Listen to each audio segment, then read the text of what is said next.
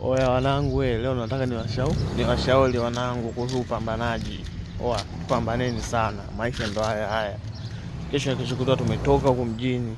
Tumeenda zetu vijijini kule mahomes. Unajua pale hivyo. Unajua hali zetu wanangu. Kwa hiyo wanangu, pambaneni sana. Tupambane ili hata hali za kwetu nyumbani kule mazingira fulani hivi yapungue. Tubaki na sisi mazingira ya heshima.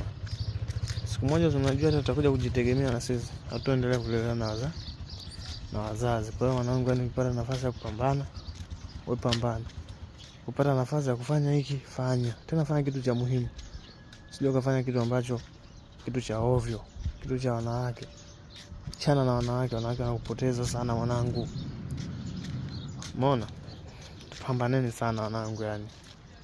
Haya ndo maisha haya. Maisha yanaga formula maalum. Sinajua tena wanangu. Life tulilokutana nao wazazi wetu, tusije tukaliishi na sisi wanangu. Yaani sisi tupambane, tukipata nafasi kujiwekeza. Tusiwekeze hela kama hela wanangu.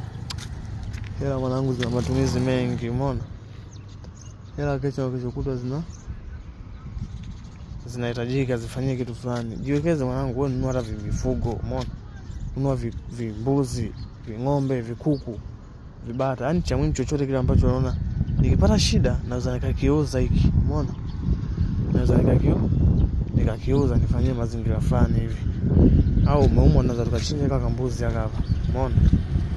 Kwa hiyo wanangu ndio hivyo. Muda wa kupambana tupambane. Muda ni wa kufanya kitu cha muhimu tufanye. Tuachana na wanawake mwanangu. Wanawake wanatupoteza sana. Unasikia?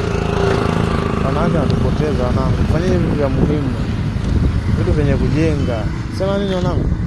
Mimi nakubali sana, asanteni.